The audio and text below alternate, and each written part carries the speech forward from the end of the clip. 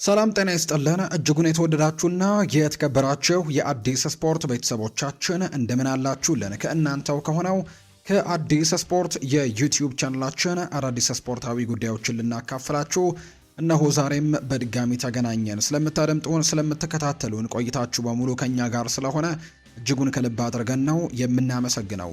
በዛሬ ፕሮግራማችን የተለያዩ ስፖርታዊ ጉዳዮችን ወደ እናንተ እያደረሰን ቆይታን የምናደርግ ይሆናል። ከነዚህ መካከል ትልልቆቹን የአውሮፓ ክለቦች የተመለከቱ እጅግ በርከት ያሉ ስፖርታዊ ጉዳዮችን ወደ እናንተ እያደረሰን ቆይታን እናደርጋለን። ውድ ቤተሰቦቻችን እናንተም ሀሳብ አስተያየት ካላችሁ ኮሜንት ቦክስ ላይ ከኛ ጋር እያሰፈራችሁልን ስምና አድራሻችሁን ቆይታን እንድታደርጉ በአክብሮት እንጋብዛለን። በዛሬ ፕሮግራማችን በጣም በርከት ያሉ ስፖርታዊ ጉዳዮችን እናነሳለን። ከነዚህ መካከልም የትልልቆቹን የአውሮፓ ክለቦች የዝውውር ጉዳዮችን ከማንሳታችን ጎን ለጎን የዓለም ዋንጫ ጉዳዮችን አሁንም በስፋት ማንሳታችንን የምንቀጥል ነው የሚሆነው። በዓለም ዋንጫው አሁንም ተጠባቂ ጨዋታዎች በጥሎ ማለፍ ዛሬም መደረጋቸውን የሚቀጥሉ ይሆናል።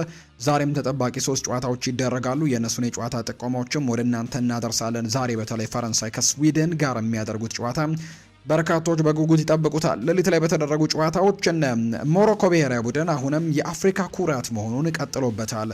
የአውሮፓዊቷ ሀገር ኔዘርላንድን ከውድድሩ ውጭ ያደርጓታል። ከዛ ውጭ ከጨዋታ ብልጫ ጋር ነው ይህንን ድል ማሳካት የቻለችውና ከሞሮኮ ብሔራዊ ቡድን ጋር በተያዘም አንዳንድ ጉዳዮችን እናነሳለን። በተለይ በዚህ ዓለም ዋንጫ ላይ በሞሮኮ ብሔራዊ ቡድን በትልቁ ጎልተው እየወጡ ከሚገኙ ተጫዋቾች መካከል በቅርቡ ለባየር ሚኒክ የፈረመው ሳይባሪን የተመለከተ አንዳንድ ጉዳይንም ወደ እናንተ እናደርሳለን። እስከ ፕሮግራማችን ፍጻሜ ከኛ ጋር እንድትቆዩ በአክብሮት እንጋብዛለን። ከዓለም ዋንጫው ጋር በተያያዘም ያላችሁን ሀሳብ አስተያየት ኮሜንት ቦክስ ላይ ልታጋሩን ትችላላችሁ። ከመሸጋገሪያ በኋላ በድጋሚ ተመልሰን እንመጣለን። እስከ ፕሮግራማችን ፍጻሜ ድረስ አብራችሁኝ ቆዩ።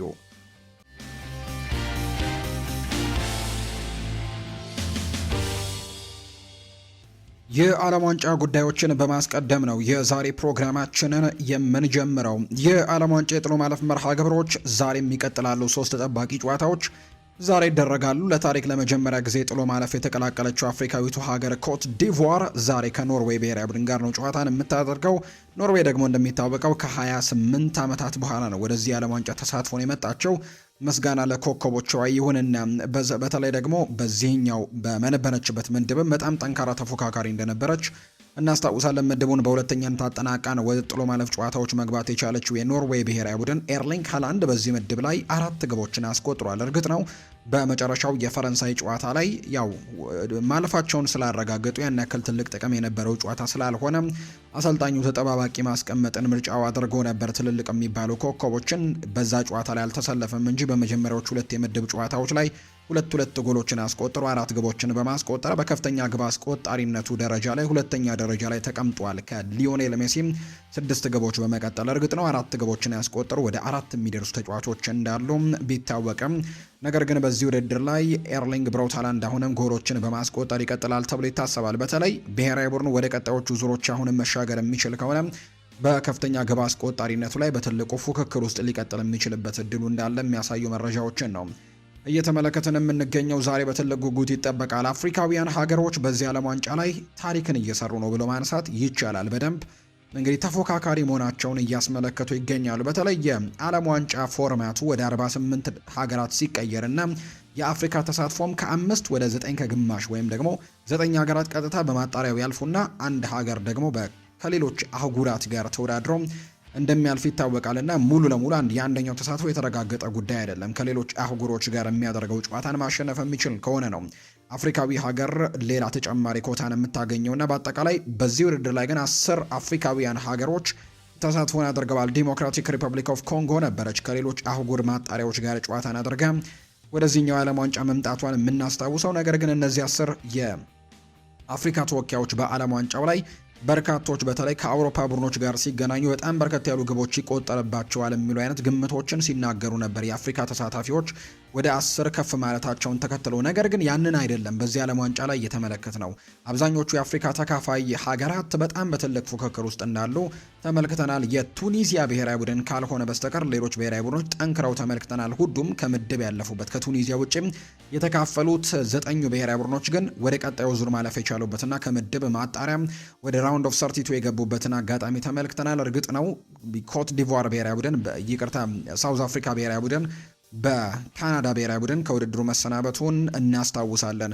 ሌሎችም የአፍሪካ ሀገራት በጣም ጥሩ ተፎካካሪነቶችን አሳይተዋል። በምድብ ጨዋታዎች ላይ ሴኔጋል እንኳን በመጀመሪያ የምድብ ጨዋታው ከፈረንሳይ ጋር ነበር የተጫወተችው። 3-1 በሆነ ውጤት ብትሸነፍም የመጀመሪያ 45 የጨዋታ ክፍለ ጊዜን ምን ያክል ጠንካራ ሆና እንደቆየችና ምናልባት የኒኮላ ጃክሰን ጎል ማስቆጠር የሚችል ቢሆን ኖሮ መሪም ልትሆን የምትችልባቸው እድሎች እንደነበሩ እናስታውሳለን። በሁለተኛው የምድብ ጨዋታ ከኖርዌይ ብሔራዊ ቡድን ጋር ጥሩ ፉክክር አድርጋ እንደነበር እናስታውሳለን። በሶስተኛው የምድብ ጨዋታ ግን በሰፊ ጎል ልዩነት አሸንፋ በጥሩ ሶስተኛነት ወደ ጥሎ ማለፉ መሸጋገሯን እናስታውሳለን። በዚህ ውድድር ላይም በትልቁ እንመለከታለን ተብሎ ይታሰባል። የሞሮኮ ብሔራዊ ቡድን ደግሞ በጣም ትልቅ ስታንዳርድ ያለው ብሔራዊ ቡድን መሆኑን በተደጋጋሚ አሳይቶናል። ዘንድሮ ብቻ ሳይሆን 2022 የዓለም ዋንጫ ላይ አፍሪካውያን ደርሰውበት የማያውቁበት ስቴጅ ላይ ደርሶ አሳይቶናል። በአፍሪካ ዋንጫ ጥሩ የሚባሉ ነገሮችን ያደርገዋል። እርግጥ ነው 3 ወራት ሲቀሩት ለዓለም ዋንጫው አሰልጣኝ ዋሊድ ሬግራጋዊን ማሰናበታቸውን እናስታውሳለን። ነገር ግን በአዲሱ አሰልጣኝ ስርም ዘንድሮ በጣም ጥሩ የሚባል ቡድን እንደገነቡ በዓለም ዋንጫው ላይ እያስመለከቱ ነው። በምድብ ጨዋታዎች በጣም ጠንካራ ነበሩ። ጠንካራዋን ብራዚልን ጭምር በትልቅ የጨዋታ ብልጫ ተፎካክራ እንደነበር እናስታውሳለን። ጨዋታውን በአቻ ውጤት የተጠናቀቀ እንደነበር የምናስታውሰው ነው። ትላንትና ደግሞ ኔዘርላንድን ጥላም ወደ ቀጣዩ ወደ 16ኛው ዙር ማለፏን እናስታውሳለን። በእድል ብቻ ሳይሆን ትላንትና ጥላ ያለፈችው ጨዋታውንም በመብለጥ ፖሴሽንን ከተመለከትን 70-30 ሆና ፖሴሽንን የጎል ሙከራዎችን በማድረግ በትልቁ በልጣ ኤክስጂን ከተመለከትን የሞሮኮ በጣም የተሻለ ቁጥርን የተመለከትንበት ጨዋታ እንደነበር ነው የትላንትናውን የተመለከትነውና አፍሪካውያን ሀገራት በዚህ ውድድር ላይ ሆነም በትልቁ ተሳትፏቸውን ይቀጥላሉ ተብሎ ይታሰባል። ዛሬ ደግሞ ኮት ዲቮር ምን አይነት ነገርን ታሳየናለች? ከኖርዌይ ጋር ዛሬ ጨዋታዋን የምታደርግ ነው የሚሆነው። የዚህ ጨዋታ አሸናፊ በቀጣይ የ5 ጊዜ የዓለም ዋንጫ አሸናፊና ትላንትና ጃፓንን ጥላ ያለፈችው ብራዚል ብሔራዊ ቡድንን ነው የሚገጥመው። የኮት ዲቮርና የኖርዌይ አሸናፊ በርካቶች በጉጉት የሚጠብቁት ጨዋታ ነው። ሌላኛው ግን ዛሬ በጣም በትልቅ ጉጉት የሚጠበቀው ጨዋታ በርካቶች ለዋንጫው አሸናፊነት ቅድመ ግምት ሰጥተዋታል። ፈረንሳይን ዛሬ ከስዊድን ጋር ትጫወታለች። በተለይ የማጥቃት መስመሯ እጅግ አደገኛ እንደሆነ ባለፉት የምድብ ጨዋታዎች ላይ ያስመልክቶናል። ሙሉ የምድብ ጨዋታዎችን በማሸነፍ ሙሉ 9 ነጥብን የሰበሰቡ ብሔራዊ ቡድኖችን ከቆጠረ በጣም ጥቂት ናቸው። ከነዛ መካከል አንደኛዋ ናት የፈረንሳይ ብሔራዊ ቡድን። በተለይ ደግሞ አሳምና ነው ምድቧንም በበላይነት ያጠናቀቀችው። በርከት ያሉ ግቦችን ያስቆጠሩ ተጫዋቾች ያሏት ምናልባት በማጥቃት መስመሩ ላይ ካሉ በዚህ የዓለም ዋንጫ ተሳትፎ ላይ ካሉ ብሔራዊ ቡድኖች በቀዳሚነት የምናነሳትም ብሔራዊ ቡድናት። በአጠቃላይ በውድድሩ ላይ 10 ግቦችን ያስቆጥራለች። የምትበለጠው በጀርመን ብቻ ነው። ጀርመን 11 ግቦችን ያስቆጥራለች። ትላንትና ደግሞ ተሰናብታለች ከውድድሩ። በአንጻሩ ደግሞ ጀርመን በመጀመሪያው ጨዋታ ኩራሳዋ ላይም 7 ግቦችን ማስቆጠሯ ለዚህ ቁጥር እንደ ጠቀማት ይታወቃል። ፈረንሳይ ግን ሁሉም ምድብ ጨዋታዎች ላይ በጣም ጥሩ ፐርፎርም አድርጋ ከዛ ውጭ ደግሞ 10 ግቦችን ተጋጣሚዎቹ መረብ ላይ አሳርፋለች። ኦስማን ዴምቤሌ እና እንዲሁ ደግሞ ኬሊያን ምባፔ የዚህ ቡድን ወሳኞቹ ተጫዋቾች 4 ግቦችን በምድብ ጨዋታዎች ላይ አስቆጥረዋል። በቀጣዮቹ ጨዋታዎች ላይም በትልቁ ይጠበቃሉ። ማይክል ኦሊሴ ምንም እንኳን ጎል ማስቆጠር ባይችልም በዚህ ዓለም ዋንጫ ላይ 3 አሲስቶችን በማድረግ ግን ሁለተኛ ደረጃ ላይ ተቀምጧል፣ ከብሩኖ ጊማሬሽ በመቀጠል ማለት ነው። በአሲስቱም ደረጃ ላይ ዛሬ ከስዊድን ጋር የሚያደርጉት ጨዋታም ይጠበቃል። ስዊድን በምድብ ጨዋታ ወጣ ገባ አቋሞችን ያሳየችው በመጀመሪያው ጨዋታ ላይ ቱኒዚያን 5-1 በሆነ ውጤት ማሸነፏን እናስታውሳለን። ነገር ግን በቀጣዩ የኔዘርላንድ ብሔራዊ ቡድን ጨዋታ ላይ ግን በጣም አስከፊ የሚባል ሽንፈትን ነበር ያስተናገደችው። ዛሬ ከፈረንሳይ ብሔራዊ ቡድን ጋር የምታደርገው ጨዋታ ምን አይነት ነገር ታሳየናለች ይጠበቃል። የስዊድን ብሔራዊ ቡድን ተጫዋቾች ግን ፈረንሳይን ለማሸነፍ ዝግጁ ነን የሚል አይነት አስተያየትን ሲሰጡ ተመልክተናል። በርካቶች በጉጉት የሚጠብቁት ጨዋታ ነው። ይሄ ጨዋታ ሌሊት 6 ሰዓት ሲል ይደረጋል። ቀደም ብዬ የገለጽኩት የኮት ዲቮር እና የኖርዌይ ብሔራዊ ቡድን ጨዋታ ግን ምሽት 2 ሰዓት ላይ የሚደረግ ነው። ሌላኛው የውድድር አዘጋጅ የሆነችው ሜክሲኮ በዚህ ዓለም ዋንጫ ላይ ሌላኛዋ ሁሉንም የምድብ ጨዋታዎች ያሸነፈች ብሔራዊ ቡድን ናት። ሜክሲኮ ዛሬ ጨዋታዋን ታደርጋለች። ከኢኳዶር ብሔራዊ ቡድን ጋር የምታደርገው ጨዋታ ሌሊት 10 ሰዓት ላይ ይደረጋል። በርካቶችም በጉጉት ይጠብቁታል። ሌሊት ላይ የተደረጉ ጨዋታዎች እንደነበሩ እናስታውሳለን። ያው ውጤቶቹን በጠዋቱን ፕሮግራማችን ላይ ገልጸንላችኋል። ሞሮኮ በፍጹም ቅጣት ምት ኔዘርላንድን አሸንፋ ወደ ቀጣዩ ዙር ማለፏን የምናስታውሰው ነውና በዚህ ዓለም ዋንጫ ላይ በተለይ የሞሮኮ ብሔራዊ ቡድን ለተመለከተ በጣም በርካታ አስገራሚ ተጫዋቾች እንዳሉ ቢታመንም በሞሮኮ ብሔራዊ ቡድን በኩል ነገር ግን ኢስማኤል ሳይባሪ በጣም ድንቅ የሚባል እንቅስቃሴን እያሳየ የሚገኝ ተጫዋች ነው። ይሄ የቀድሞው የፒኤስቪ አይንድሆቨን እና አሁን የባየር ሚኒክ ተጫዋች መሆኑ የተረጋገጠው ኢስማኤል ሳይባሪ በጣም ድንቅ የሚባሉ ጊዜያቶችን አሳልፈዋል። በምድብ 3ቱም ጨዋታዎች ላይ ጎል አስቆጥሯል። እርግጥ ነው ኔዘርላንድ ላይ ጎል አላስቆጠረም። የመጨረሻውን የፍጹም ቅጣት ምት ያስቆጠረው ግን እሱ ነው። ከ2022 የዓለም ዋንጫ በተለየም የአጨዋወት መንገድን በመጣችው የሞሮኮ ብሔራዊ ቡድን ውስጥ ቁልፍ ተጫዋች እንደሆነም እየተመለከትን እንገኛለን። ይህ ተጫዋች በስፔን የተወለደው ኋላ ላይም በቤልጅየም የተለያዩ ክለቦች ያሳልፈዋል። ኔዘርላንድም እንዳደገ ይነገራል። ኢስማኤል ሳይባሪ ድንቅ 16 ቀናትን በዓለም ዋንጫው ቀናቶች ላይ አሳልፏል ለሞሮኮ ብሔራዊ ቡድን። የ25 ዓመቱ ተጫዋች በመጀመሪያ የዓለም ዋንጫ ተሳትፎ የተጋጣሚ ቡድኖችን በር ደጋግሞ በማንኳኳትም እያስከፈተ ይገኛል። የአትላስ አናብስቶቹም እስካሁን በዓለም ዋንጫው ባደረጓቸው 4 ጨዋታዎች በግብ አስቆጣሪነት ተሳትፏል። ይህ ተጫዋች ሰኔ 6 ብራዚል ላይ፣ ሰኔ 12 ሃይቲ ላይ እና ሰኔ 17 ስኮትላንድ ላይ እንዲሁም ደግሞ ትናንትና ምሽት በኔዘርላንድ ብሔራዊ ቡድን ላይ የመጨረሻውን የፍጹም ቅጣት ምትም ኳስና መረብን ያገናኘው ተጫዋች እሱ እንደነበር ተመልክተናል። እነዚህ ሁሉ የተከናወኑት በ16 ቀናት ልዩነት ውስጥ ነው። ድንቅ የሚባሉ 16 ቀናትን ይሄው ተጫዋች እያሳለፈ ይገኛል። የ25 ዓመቱ ሳይባሪ እና አዲሱ የባየር ሚኒክ ተጫዋች መሆኑ ተረጋግጧል። ኢስማኤል ሳይባሪ እንግዲህ ለዓለም ምርጥ ነገሮችን ማሳየት የሚችል አይነት ተጫዋች እንደሆነ በደንብ እያሳየ ነው በሞሮኮ ብሔራዊ ቡድን። ይሄ የሞሮኮ ብሔራዊ ቡድን በጣም ጥሩ ጉዞዎችን ሊያደርግ እንደሚችል በርካቶች ግምት እየሰጡት ይገኛሉ። ትናንትናም ኔዘርላንድን ጥለው አልፈዋል። ኔዘርላንድ ፈርተውን የገቡት ብለዋል። የሞሮኮ ብሔራዊ ቡድንን አቻ ያደረገ ግብ ያስቆጠረው ኢሳ ዲዮፕ ነው። ይህንን ሀሳብ የሰጠው ታላቅ ቡድን መሆናችንን አስመስክረናል ብሏል ጎል አስቆጣሪው ተጫዋች ሲናገር። እንግዲህ ኮዲ ጋክፖ ጎል ካስቆጠረ በኋላ የመጨረሻዎቹ ሽረፍራፊ ሰከንዶችን መጠበቅ ነበረባቸው። የሞሮኮ ብሔራዊ ቡድን ጎል ለማስቆጠር ታለብ ያሻማውን ኳስ ነው ኢሳ ዲዮፕ ኳስና መረብን ማገናኘት የቻለውና ኔዘርላንድ ሙሉ ለሙሉ እኛን ፈርተውን የገቡት ሲል ይናገራል። ኔዘርላንድ በ5 ተከላካይ መጫወቷን የገለጸው ኢሳ ዲዮፕ ይሄ የሚያሳየው ኔዘርላንዶች እኛን ምን ያክል ፈርተው ወደ ሜዳ እንደገቡ ያሳያል ሲል የተናገረው። ኢሳ ዲዮፕ የጨዋታው ኮከብ በመባልም መመረጥ ሲችል አሰልጣኙ ሽልማቱ ይገባዋል ሲሉ ጭምር ነው የመሰከሩለት። እንደምናልፍ እናውቅ ነበር ያለው ደግሞ የቡድኑ ካፕቴን የሆነው አችራፍ ሀኪሚ ነው። የወከልነው ሞሮኮን ብቻ አይደለም አፍሪካንም ጭምር ነው ሲል ይናገራል። የሞሮኮ ብሔራዊ ቡድን አምበል የሆነው አችራፍ ሀኪሚ ቀጣዩን ዙር እንደምንቀላቀል እናውቅ ነበር ሲልም ነው የሚናገረው። አችራፍ ሀኪሚ ይህንን ያለበት ምክንያትም ሲናገር ምክንያቱም እኛ ግብ ጠባቂያችን ያሲን ቦኖ አለልን ሲልም ነው የተደመጠው። በቡድን ጓደኞቼ እኮራለሁ ሲልም የገለጸው ሀኪሚ የወከልነው የአፍሪካን እግር ኳስ ነው፣ በእኛ እንዲኮሩ እናደርጋለን አፍሪካውያኖች በሙሉ ሲልም ነው የተናገረው። እንግዲህ በፍጹም ቅጣት ምቶች ላይ ያሲን ቦኑ በጣም ጠንካራ እንደሆነ ባለፉት ጊዜያቶችም ተመልክተናል። በ2022 የዓለም ዋንጫ ላይ እንዲሁ በጣም ጠንካራ እንደነበር እናስታውሳለን። ተደጋጋሚ የፍጹም ቅጣት ምቶችን ሲያደን ተመልክተናል። በአፍሪካ ዋንጫው እንዲሁም በጥር ላይ በተደረገው የአፍሪካ ዋንጫ ላይ ያን ነገር ሲያደርግ ተመልክተነዋል እና በሱ እንተማመናለን። የፍጹም ቅጣት ምቶች ስናመራ እንደምናሸንፍ እርግጠኛ ነበርኩ ብለዋል አችራፍ ሀኪሚ ሲናገር። በእድል የመጣ ውጤት እንዳልሆነ የገለጸው ሀኪሚ ብዙ ሰዎች የ2022 የዓለም ዋንጫ ጉዟችን በእድል የተገኘ ይመስላቸዋል በማለት ይናገራል። ሀኪሚ ለነበረው ድጋፍ ምስጋናውን የገለጸ ሲሆን መላውን የሜክሲኮ ሕዝብም ላደረጉልን ድጋፍ አመሰግናለሁ ሲልም ጭምር ነው የተናገረው። የሞሮኮ ብሔራዊ ቡድን ዋና አሰልጣኝ የሆነው ሞሐመድ ኦሃቢ ደግሞ እንዲሁ ቡድኑ ያስመዘገበው ድል ሙሉ በሙሉ የሚገባው እንደሆነ ጭምር ይናገራል። ድሉ ተገቢ ነው ሲልም ይናገራል። ጨዋታውን ሙሉ ለሙሉ ተቆጣጥረን እንደነበርም ማምናለሁ ሲል ነው የተናገረው። ብልጫ መውሰዳቸውን የገለጹት አሰልጣኙ ጨዋታውን ተቆጣጠረን 70 በመቶ የኳስ ብልጫም ነበረን፣ በ30 በመቶ የኳስ ቁጥጥር በጨዋታው በልጠውናል ብዬ አላስብም ሲል ነው የተናገረው። እኛ 70 በመቶ ነበረንና ጨዋታውን የበለጥነው እኛ ነን ሲልም ጭምር ነው የተናገረው። በአጠቃላይ ሞሮኮ በቀጣይ ጨዋታዎች ላይም ትልቅ ነገሮችን ማድረግ እንደምትችል በርካቶች ያምናሉ። በቀጣይ ዙር ደግሞ በራውንድ ኦፍ 16 ከካናዳ ብሔራዊ ቡድን ጋር ጨዋታዋን እንደምታደርግ ነው የወጣላት መርሃ ግብር የሚያሳየው። ከጀርመን ጋር ደግሞ አንዳንድ ጉዳዮችን እናንሳ። የተሻረው ጎል ጥፋት ከሆነ አርሰናል የሊጉ ሻምፒየን መሆን አይገባውም ነበር ብለዋል የርገን ክሎፕ ናቸው ይህንን ሀሳብ የሰጡት። ትናንትና ጀርመን ጎል አስቆጥራ ነበር፣ ነገር ግን ጥፋት ተሰርቷል በሚል መሻሩን እናስታውሳለን እና በዛ ምክንያትም የተሻረው ጎል ጥፋት ከሆነ አርሰናል ሻምፒየን አይሆንም ነበር ሲሉ ይናገራሉ የርገን ክሎፕ ሲናገሩ። ጨዋታውን ለማሸነፍም 500,000 መንገዶች ነበሩን ብለዋል የርገን ክሎፕ ሲናገሩ።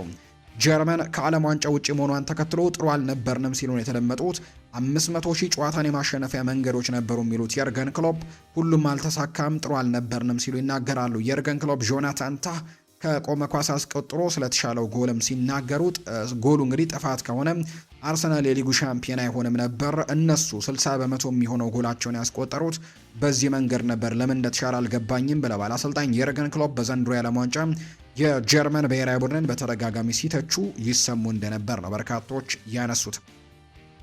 የጀርመን ብሔራዊ ቡድን ከዓለም ዋንጫ ውጪ መሆኑን ተከትሎ የቡድኑ ተጫዋች ጆሹዋ ኪሚች ይገባናል ሲል ነው የተደመጠው። ከውድድሩ መሰናበት ይገባናል ያለው ተጫዋቹ እውነታዊ ይሄ ነው። በሁሉም ጨዋታዎች ጥሩ አልነበርንም በማለት ይናገራል። ከኛ የተሻሉ ካልነበሩ ቡድኖች ጋር ሁሉ በመደቡ 3 ጨዋታዎችን ተቸግረን ነበር ሲል ነው ጆሹዋ ኪሚች እየተናገረውና መሸነፋችን ይገባናል፣ ይሄ ነው ለኛ የሚገባን ሲልም ይናገራል ጆሹዋ ኪሚች። ኬፕ ቨርድን መጠንቀቅ አለብን ብለዋል ሊዮኔል ስካሎኒ የአርጀንቲና ብሔራዊ ቡድን አሰልጣኝ። ሊዮኔል ስካሎኒ ቡድናቸው ኬፕ ቨርድን እንዲጠናቀቅ ነው ያሳሰቡት። ሊዮኔል ስካሎኒ ሲናገሩም ኬፕ ቨርድ በጣም ጥሩ ቡድን ነው ያሉ ሲሆን በዓለም ዋንጫው ለተጋጣሚዎች ፈተና ነበር ሲሉ ይናገራሉ። አክለውም እነሱ ለእኛ ነገሮችን አስቸጋሪ ያደርጉብናል፣ ምክንያቱም ስፔን ላይ አድርገውታል፣ ሌሎች ቡድኖች ላይም እንዲሁ አድርገውታል ሲሉ ይናገራሉ። በዓለም ዋንጫው ከምናየው ነገር አንጻር መጠንቀቅ አለብን፣ ፈጣንና ጥሩ ቡድን ናቸው ሲሉ ነው ጨምረው የተናገሩት። በዓለም ዋንጫው የጀርመን ብሔራዊ ቡድን ግብ ያስቆጠረው ካይ ሃቨርትስ ከዓለም ዋንጫው ስንብት በኋላ ይቅርታ ጠይቋል። ስንብቱን በመግለጽም ቃላት የለኝም ያለው ካይ ሃቨርትስ ሁለተኛ ዓለም ዋንጫ ላይ ለሁለተኛ ጊዜ መጥፎ ጊዜ ያሳልፈናል ሲል ይናገራል። ማለት የምችለው ይቅርታን ብቻ ነው የሚለው ካይ ሃቨርትስ ራሳችንን ማየት ይገባናል፣ እየተጫወተን ያለነውም በእግር ኳስ ታሪክ ሀብታም ለሆነችው ታላቋ ሀገር ጀርመን መሆኑን ረስተናል ሲልም ነው የተናገረው። ካይ ሃቨርትስ እንግዲህ የፍጹም ቅጣት ምቱን ካመከኑ ተጫዋቾች መካከል አንደኛው ነው። እንግዲህ በጨዋታው ላይ ጎል ማስቆጠር ቢችልም ነገር ግን በፍጹም መለያ ምቱ ላይ ግን ኳስን እንዳመከነ እናስታውሳለንና የጀርመን ብሔራዊ ቡድን ባለፉት የዓለም ዋንጫዎች በተለይ ብራዚል ባስተናገደችውና ማራካኛ ላይ የአርጀንቲና ብሔራዊ ቡድን አሸንፋ በማሪዮ ጎትዘ ጎል ቻምፒየን ከሆነች በኋላ የነበሩት የዓለም ዋንጫዎች ለጀርመን የተሳኩ ናቸው ብሎ ማንሳት አይቻልም። ምክንያቱም በ2018ቱም በ2022ቱም የምድብ የማጣሪያ ውድድሮች ላይ ነው የተሰናበተው፣ ወይም በምድብ ነው ከዓለም ዋንጫው የተሰናበተው። ዘንድሮ ደግሞ ከምድብ ቢያልፉም ነገር ግን በራውንድ ኦፍ 32 ከውድድሩ ውጪ መሆናቸውን ትናንትና ተመልክተናል። ፓራጓይ ጀርመንን ያሸነፈችው ሀገር ግን ብሔራዊ የደስታ በዓልን አውጃለች። ደቡብ አሜሪካዊቷ ሀገር ፓራጓይ ትናንትና ምሽት ጀርመንን በማሸነፍ ወደ ጥሎ ማለፉ 16 ውስጥ መቀላቀላቸው እናስታውሳለን። ቡድኑ ያስመዘገበው ወሳኝ ድልን ተከትሎ የፓራጓይ ፕሬዝዳንት የሆኑት ሳንቲያጎ ፔና ይባላሉ። እኚህ ሰው በሀገሪቱ የደስታ ቀንን እንዳወጁ ነው ይፋ የተደረገው። ይህንን ተከትሎ ዛሬ በመላው ሀገሪቱ የብሔራዊ የደስታ ክብረ በዓል ሆኖ ለስራም ዝግ እንዲሆን ነው የፓራጓይ መንግስት እንዳወጀ የተነገረው። ፕሬዝደንቱ ሳንቲያጎ ፔና የደስታ ቀኑን ባወጁበት መልእክትም ፓራጓይ መቼም ተስፋ አትቆርጥም፣ የደስታችን ቀን ነው ሲሉ ይናገራሉ። ከዚህ ቀደም ጀርመንን ያሸነፈችው ኢኳዶር በተመሳሳይም የደስታ ቀን ማወጇን እናስታውሳለን። አሁን ደግሞ ጀርመንን ያሸነፈችው ፓራጓይም በተመሳሳይ ያንን ነገር እንዳደረገች ነው የተገለጸው። የፓራጓይ ብሔራዊ ቡድን ጀርመንን ከዓለም ዋንጫ በማሰናበት ታሪካዊ ድል ማስመዝገቡን እናስታውሳለን። የብሔራዊ ቡድን አሰልጣኝ የሆኑት ጉስታቮ አልፋሮ በሰጡት አስተያየትም እነሱ ከአውሮፓ ምርጥ ስፖርት አካዳሚን የመጡት ሲሉ ያላቸውን ጥራት ይናገራሉ። እኛ ደግሞ ከአፈር ነው ተነስተን የመጣ ነው ብለዋል። በሌላ በኩል እኛ ከአፈር ነው የመጣ ነው ያሉት አሰልጣኙ አፈር ላይ ባዶ እግራችንን እየተጫወትን ነው እዚህ የደረስነው፣ እነሱ ግን በትልቅ ደረጃ ተጫውተው ከትልልቅ ስፖርት አካዳሚዎች ነው የመጡት ሲልም ይናገራል። አሰልጣኙ ልጆቻቸውን ወደ ማሰልጠኛ ቦታ ለማምጣት ወላጆች መስዋዕትነት ከፍለዋል ሲሉ ጭምር ነው የተናገሩትና ድሉ በትልቁ ይገባናል ሲሉ ጭምር ተናግረዋል። የደቡብ ኮሪያ ሕዝብ ተቃውሞ አሁንም እንደቀጠለ ነው። የደቡብ ኮሪያ ሕዝብ ብሔራዊ ቡድናቸው በዓለም ዋንጫ ከምድብ አለማለፉን ተከትሎ ወይም ደግሞ ማለፍ አለመቻለውን ተከትሎ ተቃውሟቸው ተባብሶ እየቀጠለ ነው የሚገኘው። ቡድኑ በትናንትናው ዕለትም ደቡብ ኮሪያ ሲደርስ በአሰልጣኙ ሂዮንግ ሚዮን ግቡ ላይ ትልቅ ተቃውሞችም ተሰምተዋል። ባሰሙት ተቃውሞም የደቡብ ኮሪያ እግር ኳስ ምስጋና ለእናንተ ይሁንና 30 ዓመት ወደ ኋላ ተመልሷል ሲሉ ነው የተሰሙት። ደቡብ ኮሪያ ቡድኑ ወደ ሀገሩ ሲመለስ ችግር እንዳይፈጠር ከ160 በላይ የፖሊስ አባላትን በአየር መንገዱ አሰማርታ ነበር። በሀገሪቱ የሚገኙ የሱቅ ባለቤቶችና ነጋዴዎች በመገበያያ ቦታቸው ላይም ባሰፈሩት መልእክት በዚህ ቦታ ላይ አሰልጣኝ ሂዮንግ ሚዮንግቡ መገበያየት አይችልም ሲሉ ነው ያሳሰቡት። የሀገሪቱ መገናኛ ብዙሃን KBC ስለ አሰልጣኙ በሰራቸው ዘገባዎች ላይም ፈተናቸውን እንዲሁ ፊታቸውን በመሸፈን አየር ላይ ሲያውሉ ታይተዋል። አሰልጣኙ ላይ በጣም ትልልቅ ነገሮች ነው እየደረሱ እንደሚገኙ የተገለጸው። የሀገሪቱ መንግስት በጉዳዩ ላይ ጣልቃ መግባቱ ሲታወቅ ከሀገሪቱ የስፖርት ሚኒስትር ማብራሪያ መጠየቁም ጭምር እየተነገረ እንደሚገኝ ነው የመረጃ ምንጩ ይፋ ያደረገው። አሁን ደግሞ ክለቦችን የተመለከቱ ስፖርታዊ ጉዳዮችን ወደ እናንተ እናደርስ። የአርሰናል ጉዳዮችን እንንገራቸው። አርሰናል በዝውውሩ ምን እየሰራ ነው የሚለውን ስንመለከት አርሰናሎች በክረምቱ የተጫዋቾች የዝውውር መስኮት ትልቅ እንቅስቃሴዎችን ለማድረግ ጥረት እያደረጉ ነው። አርሰናል በተለይ ከቀናት በፊት ብሩኖ ጊማሬሽን ለማስፈረም ለኒውካስል ጥያቄ አቅርቦ ውድቅ እንደተደረገበት እናስታውሳለን። የመጀመሪያ ጥያቄ ነው እርግጥ ነው። ከዚህ በኋላ ተጨማሪ ጥያቄዎችን ሊያደርጉ እንደሚችሉ በርካቶች ያምናሉ። ተጫዋቾቹን እንዲሁ ለማስማማትም ችግር የማይሆንባቸው አርሰናሎች የተሻሻለ ሂሳብን ያቀርቡ እንደሆነ ግን ወደፊት ይታያል። ከኒውካስል ዩናይትድ ጋር መስማማት ካልሆነ በስተቀር ከተጫዋቹ ጋር መስማማት ያን ያክል ይከብዳቸዋል ተብሎ እንደማይጠበቅ ነው የመረጃ ምንጩ ይፋ እያደረገ የሚገኘው። ኒውካስል በበኩሉ ግን ተጫዋቹን አይሸጥም ያለ ሲሆን አርሰናል በቀጥታም እንዳላናገራቸውም ጭምር ነው ኒውካስሎች ይፋ ያደረጉት። በሌላ በኩል አርሰናሎች የፒዮሮ ሂንካፒየን የውሰት ውልም ወደ ቋሚነት መቀየራቸውን አረጋግጠዋል። አርሰናል የመሃል ሜዳው ላይ ትኩረት ቢያደርግም የፊት መስመሩንም ለማጠናከር ትልልቅ ስራዎችን እየሰራ መሆኑ ይነገራል። በተጨማሪ ግን የኋላ መስመር ተሰላፊ ለማስፈረምም አማራጮችን እየተመለከቱ እንደሚገኙ ነው ዘ አትሌቲክ የተባለው የመረጃ ምንጭም ይፋ እያደረገ የሚገኘው። የአርሰናል ሞርጋን ሮጀርስን ፍለጋ ውስብስብ ስቴጅ ላይ እንደደረሰ የሚያሳዩ መረጃዎች ለአርሰናል በጣም ቅርብ የሚባሉ የመረጃ ምንጮች ይፋ እያደረጉ ይገኛሉ። ምክንያት ከተባለ ደግሞ አስተን ቪላዎች እዚህ ተጫዋች ላይ የለጠፉበት ዋጋ እንደሆነ የሚያሳዩ ነገሮችን ነው እየሰማን የምንገኘው። አስተን ቪላዎች ከዚህ ተጫዋች የሚፈልጉት ልክ ማንቸስተር ሲቲ ኤሊዮት አንደርሰን ላይ የከፈለውን ዋጋ ነው የሚፈልጉት። 116 ሚሊዮን ፓውንድ ለሞርጋን ሮጀርስም ይገባል ብለው እንደሚያምኑ የሚያሳዩ መረጃዎች ናቸው እየወጡ የሚገኙትና አስተን ቪላ ይህንን ያክል ትልቅ ክፍያን መፈለጉ ምናልባት ይህንን ዝውውር ውስብስብ ያደርገዋል ተብሎ እንደሚጠበቅ ነው የተናገረው። ምናልባት ግን የማይሳካላቸው ከሆነ አርሰናል ሌሎች ፕላኖችም እንዳላቸው ይፋ እየተደረገ ነው። አርሰናል የአጥቂ መስመሩን ለማጠናከር ሌሎች በዝርዝር ውስጥ የያዛቸው ስሞች የፓሪስ ሰን ዠርሜኑ ብራድሊ ባርኮላ አንደኛው ነው። በኋላ ላይ በትልቁ እናነሳዋለን። ፓሪስ ሰን ዠርሜን ይህንን ተጫዋች የመሸጥ ያን ያክል አስገዳጅ ሁኔታ ውስጥ ይገባል ተብሎ እንደማይጠበቅ የሚያሳዩ መረጃዎችን እየሰማን እንገኛለን። ነገር ግን በአርሰናል እቅድ ውስጥ ካሉ ተጫዋቾች መካከል ግን አንደኛው ነው ብራድሊ ባርኮላ። ከዛ ውጪ በክለብ ብሩዥ በቤልጅየሙ ክለብ በጣም ጥሩ የሚባሉ ጊዜያቶችን እያሳለፈ የሚገኘው ግሪካዊው ተጫዋች ክሪስቶስ ዞሊስም እንዲሁ ሌላኛው ተፈላጊ ሊሆን እንደሚችል የሚያሳዩ ነገሮችን ሰምተናል። አርሰናል በዚህ ክረምት የፋይናንስ ሚዛን ለማግኘት አንዳንድ ተጫዋቾችን ለመሸጥ ፍላጎት እንዳላቸው ቀጥለዋል። እናም ለእያንዳንዱ የሚከሰቱትን ጥያቄዎች ለመቀበልም ክፍት ይሆናሉ ተብሎ እንደሚጠበቅ ነው የተገለጸው። ጋብሪኤል ሄሱስ፣ ክሪስቲያን ኖርጋርድ፣ ፋቢዮ ቪየራ ሊለቁ የሚችሉ ተጫዋቾች ይሆናሉ ተብለው ይጠበቃል። ከዛ ውጪ ግን የኢታን ንዋኔሪ፣ የጋብሪኤል ማርቲኔሊ እና የሊያንድሮ ትሮሳርድንም ሽያጭ ልንሰማ የምንችልበት የክረምት ተጫዋቾች የዝውውር መስኮት ሊሆን እንደሚችል በርካቶች ግምቶቻቸውን እየሰጡ እንደሚገኝ ነው በአርሰናል በኩል እየሰማን የምንገኘው። ማንቸስተር ዩናይትድንም የተመለከቱ መረጃዎችን እናንሳ። ፍሌክስ ሜቻ በማንቸስተር ዩናይትድ እቅድ ውስጥ ካሉ እጩዎች መካከል አንደኛው ነው። ዩናይትድ ተጫዋቹን ማግኘት ስለሚቻልበት ሁኔታም በትልቁ ጥያቄዎችን እያቀረበ እንደሚገኝ ይነገራል። ፌሊክስ ሜቻ ወደ ፕሪሚየር ሊግ የመዘዋወር ትልቅ ፍላጎት አለው። ይህ ተጫዋች እንግዲህ ጀርመናዊ ይሁን እንጂ አብዛኛው እድገቱ በእንግሊዝ እንደሆነ ይነገራል። በልጅነቱ ነው እዚህ እንግሊዝ እንደመጣም በርካቶች የሚያነሱት።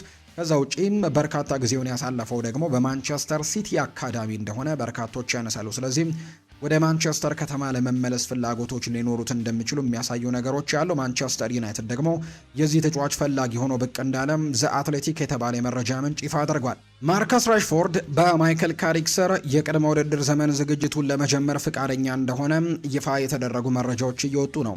ይሁን እንጂ በዩናይትድ ለመቆየቱ ምንም አይነት ዋስትና እስካሁን የለውም። ወደፊት የሚቀርቡ የዝውውር ጥያቄዎችን ይሰማል ተብሎ ይታሰባል። ይህ የመጀመሪያ እርምጃም በሁሉም ወገኖች መካከል ያለውን እምነትም መልሶ ለመገንባት ወሳኝ ነው ተብሎ እንደሚታሰብ ነው ፋብሪዚዮ ሮማኖ የተናገረው። ባለፉት 24 ሰዓታት ውስጥ ግን በማርከስ ራሽፎርድ እና በዩናይትድ በኩል ቀጥተኛ ውይይቶች እንደተደረጉ የሚያሳዩ መረጃዎችን ሰምተናል።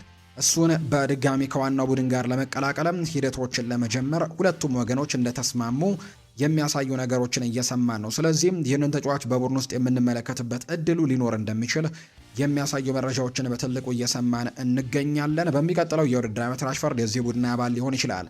ማይክል ካሪክ እንግዲህ ከራሽፎርድ ጋር የመስራት ከፍተኛ ፍላጎት እንዳለው ነው እየተዘገበ የሚገኘው። ስለዚህ ማርከስ ራሽፎርድን በሚቀጥለው የውድድር ዓመት ልንመለከትበት የምንችልበት እድሉ ሰፊ ነው ተብሏል። ዩራጓዊው የማንቸስተር ዩናይትድ አማካይ ማኑኤል ኡጋርቴ ከባድ ጉዳት እንዳጋጠመው እናስታውሳለን። ይህም ማንቸስተር ዩናይትድ በዚህ ክረምት እሱን ለመሸጥ የያዘውን እቅድ እንዳይፈጽምም አድርጎታል ተብሏል። ኡጋርቴ ቢሸጥ በክለቡ ቦታ በመስጠት በፋይናንስ ረገድም እንዲሁ ቡድኑን እቅዱን እንዲያሳካም ትልቅ እርዳታ ይሰጠዋል ተብሎ ይታሰብ ነበር። ይሁን እንጂ በኡጋርቴ መጎዳት ምክንያት ማንቸስተር ዩናይትድ የያዘው እቅድ ግን እንደማይቀየር ነው የሚታመነው። ማንቸስተር ዩናይትዶች ከወጪ ቅነሳ መርሃ ግብሩ በኋላ በአስተማማኝ የፋይናንስ ቁመና ላይ መሆናቸውን ዘ አትሌቲክ የተባለ የመረጃ ምንጭ ይፋ አድርጓል። የኤደርሰን ዝውውርን ለማጠናቀቅ የተጫዋቹን መመለስም የሚጠብቀው ክለቡ አሁን ላይ ትኩረቱን ደግሞ ማቴዎስ ፈርናንዴስን ማስፈረም ላይ አድርጓል።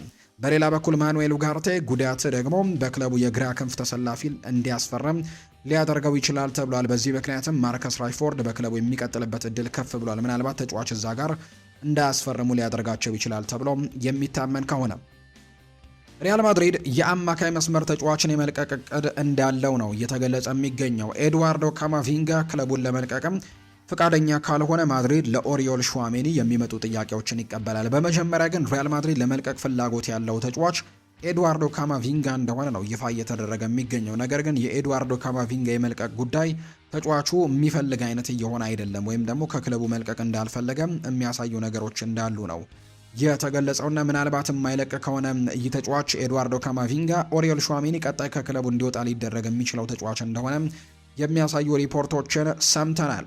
ማንቸስተር ዩናይትድ በዚህ ክረምት ለማኑኤል ኡጋርቴ የሚመጡ የዝውውር ጥያቄዎችን ለመቀበል ፍቃደኛ እንደነበረ ይፋ ተደርጓል። ነገር ግን ከቀናት በፊት ባስተናገደው ከባድ ጉዳት ምክንያት ፈላጊ ክለብ ላይኖረው እንደሚችል ተጠቁሟል። ይህም ሆኖ ማንቸስተር ዩናይትድ ተጫዋቹን መሸጥ በማይቻልበት ሁኔታ ውስጥ ጥሎታል ተብሏል። ስለሆነም የመሃል ሜዳ ተጫዋቹን በማንቸስተር ዩናይትድ ቤት እንዲቆይም ሊገደድ እንደሚችል ነው ዘ አትሌቲክ የተናገረው። ክሪስቲያን ሮስኮ ወደ ዩናይትድ የሚያደርገውን ዝውውር ለማጠናቀቅ የሕክምና ምርመራውን ለማድረግ ወደ ማንቸስተር ተጉዟል። የ17 ዓመቱ ኮሎምቢያዊ ወጣት በሚቀጥለው ወር 18 ዓመት ሲሞላው በይፋ የዩናይትድ ተጫዋች እንደሚሆን ነው ዘ አትሌቲክ የተባለው የመረጃ ምንጭም ይፋ ያደረገው።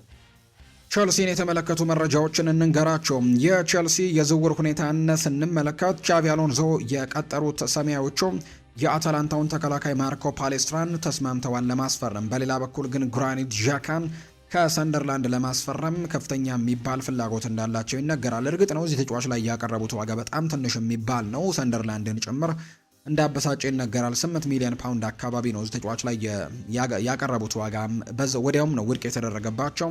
ቸልሲ በቀጣይ ግን ይህንን ተጫዋች በቀድሞ አሰልጣኙ ስር ለማጫወትም የተሻሻለም የዝውውር ሂሳብ ያቀርባል ተብሎ እንደሚጠበቅ መረጃው ይፋ ያደርገዋል። ሰማያዎቹ ከኮሞ ደግሞ 35 ሚሊዮን ዋጋ ለሰጡት ትሬቨር ቻሎባህም የቀረበውን ተደጋጋሚ የዝውውር ጥያቄ ውድቅ እያደረጉ ነው። ትሬቨር ቻሎባህን ለመሸጥ ቢያንስ ደግሞ ከፍተኛ ገንዘቦችን መጠየቅ ይፈልጋሉ። ከዛ ውጭ ግን ቢያንስ አንድ ተከላካይ ለማስፈረም ያሰቡት ቸልሲዎች የክሪስታል ፓላሱን ላክሯን ለማስፈረምም ኢላማ አድርገውታል። ይህንን ፈረንሳዊ የተከላካይ ስፍራ ተጫዋች ክለቡ ተለዋዋጭ አጥቂ የሚያስፈልገው በመሆኑ አሁንም ሞርጋን ሮጀርስን ለማስፈረም የሚያደርገውን ጥረት አሁንም ፍላጎቱ እንዳለ ነው የሚነገረው።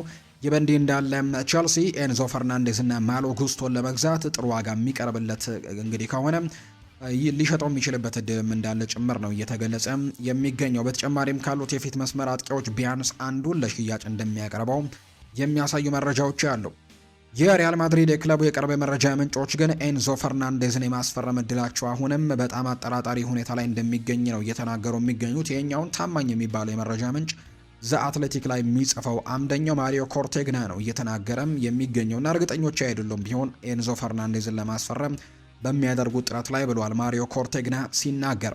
ቸልሲ አንድ ክለብ እየተለጠፈ እነዚህ ተጫዋቾች ላይ የተለጠፈበትን በተለይ ኤንዞ ፈርናንዴዝ፣ ማሎ ጉስቶና ትሬቨር ቻሎባህ ላይ የተለጠፈባቸውን ዋጋ በጣም ጥሩ የሚባል ከፍተኛ ዋጋ ለጥፈውባቸዋል። ይህንን ገንዘብ መክፈል የሚችል ክለብ ካለ ግን ሊለቁ ዝግጁ እንደሆኑ እየተነገረ ነው። ሌላኛው አጥቂ ማርክ ጉዩ በእንግሊዝና በአውሮፓ ካሉ ክለቦች ለውሰትም ለቋሚ ዝውውርም ጥያቄዎች እየቀረበላቸው ይገኛል። ምናልባት የሚስማሙ ከሆነ እሱን የሚለቁበት እድልም እንዳለ ጭምር የሚጠቁሙ መረጃዎችን ነው በትልቁ እየሰማን የምንገኘው።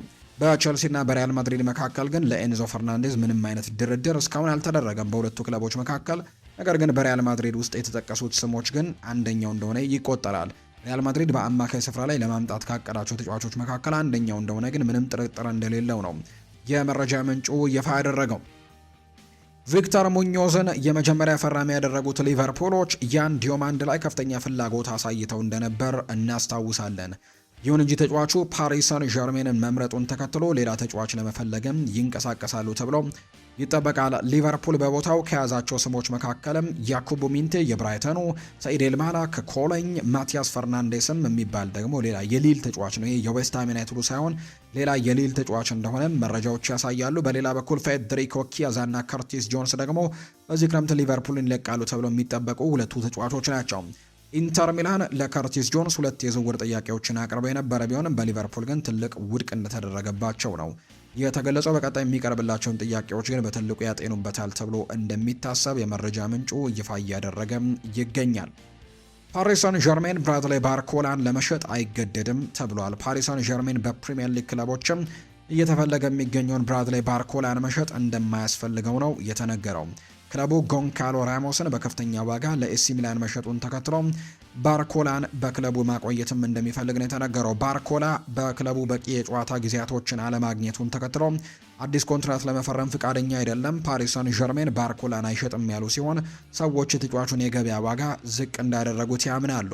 ፓሪስ ሰን ዠርሜኖች ባርኮላ ማንቸስተር ሲቲ ለኤሊዮት አንደርሰን ካወጣው 116 ሚሊዮን ፓውንድ በላይ ይገባል የሚል እምነት እንዳላቸው ነው ሌላ እንግዲህ እየተገለጸ የሚገኘው። ቀደም እንዳልኳቸው አስተን ቪላም ለሞርጋን ሮጀርስ 116 ሚሊዮን ፓውንድ ይገባዋል ብለው ያምናሉ። ልክ እንደ ኤሊዮት አንደርሰን ሁሉ እንዲሁ ፓሪስ ሰን ዠርሜኖችም ለብራድሌ ባርኮላ ያ ዋጋ ይገባዋል ብለው እንደሚያምኑ ነው የተነገረው። በሌላ በኩል ግን ራንደል ኮሎ ሙአኒ ከዛ ውጪ ሊካንግ ኢን እና እንዲሁ ሌሎች ተጫዋቾችም እንዲለቁ ይፈቀድላቸዋል ተብሎ ይታሰባል። ጎንካሎ ራሞስ ደግሞ ቀደም ብሎ ወደ ኤሲ ሚላን ማምራቱን እናስታውሳለን። በኤሲ ሚላን የፖርቱጋላዊውን አሰልጣኝ ሩበን አሞሪምን እንደሚቀላቀል የሚያሳዩ መረጃዎች እንግዲህ መቀላቀሉን ይፋ ተደርጓል።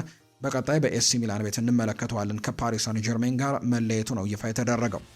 የተወደዳችሁና የተከበራችሁ ቤተሰቦቻችን ለዛሬ ያዝንላችሁ አዳዲስ ስፖርታዊ ጉዳዮቻችን እነዚህን ይመስላሉ። ስላደመጣችሁን፣ ስለተከታተላችሁን፣ ቆይታችሁን ከኛ ጋርም ስላደረጋችሁ እጅግ ከልብ አድርገን እናመሰግናለን። ፉአድ ባህሩ የዛሬውን ፕሮግራም እየመራው ከእናንተ ጋር ቆይታን አድርግ ያለው ሌሎች የርዕሰ ጉዳዮችን ሌሎች አዳዲስ መረጃዎችን የምናካትትበት ፕሮግራምን በቀጣይ ይዘን የምንመለስ ይሆናል። ለዛሬ ስላደመጣችሁን ከልብ አድርጌ ያመሰገንኩ። በቀጣይ ፕሮግራሞቻችን በስፋት እስክንገናኝ ድረስ መልካም ጊዜ እንደሆነላችሁ በአክብሮት እመኛለሁ። በጠዋት ፕሮግራማችን እንገናኛለን። መልካም ጊዜ፣ መልካም ምሽት እንዲሆንላችሁም በአክብሮት ተመኘው።